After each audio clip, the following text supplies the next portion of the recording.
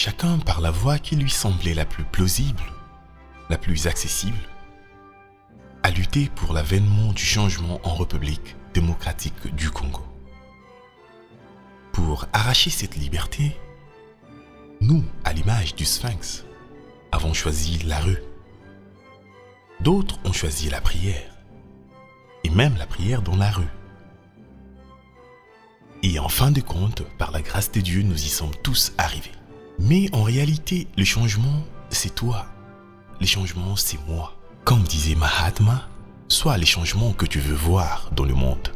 C'est ainsi que nous exhortons la jeunesse congolaise à comprendre qu'il est temps que chaque programme du gouvernement visant le bien-être du Congolais puisse être soutenu par l'effort de tous. Le programme dont il est question ici, c'est celui dénommé Kinshasa Bopeto.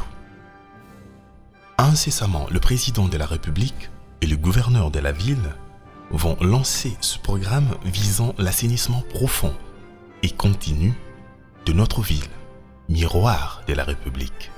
C'est ainsi que nous ne sommes pas restés indifférents. Nous faisons notre part en apportant notre pierre à l'édifice, et ce par l'entremise de notre structure que nous avons dénommée V-Centrale Plast. Plast comme plastique, car qu'on se le dise, qui dit insalubrité à Kinshasa dit déchets plastiques usagés, car selon les experts, un Quinois produit près de 3 kilos de déchets plastiques par an. Et imaginons la pollution visuelle et environnementale que cela occasionne. Bien sûr, en tenant compte de la croissance démographique actuelle. Sur des exemples tirés du Ghana, du Bénin, de la Hollande, de Londres, de l'Inde et tant d'autres nations comme le Cameroun, notre structure œuvre dans la transformation des déchets plastiques polluants en richesse. Autrement dit, les sachets et bouteilles plastiques usagées qui nuisent au bien-être environnemental sont collectés et transformés en pavés. Pavés plus résistants que le pavé ordinaire, le pavé écologique béton.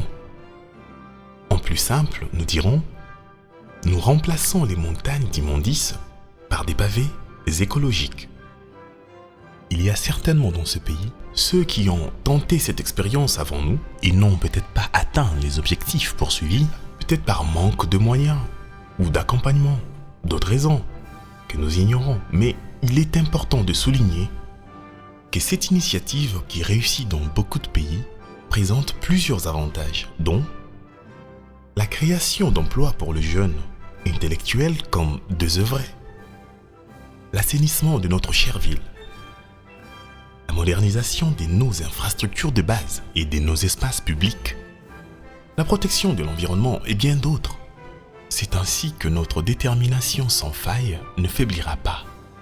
Apprise ailleurs, ceci devient une initiative locale de la jeunesse congolaise, espérant un accompagnement de l'État congolais. Que Dieu bénisse la République démocratique du Congo.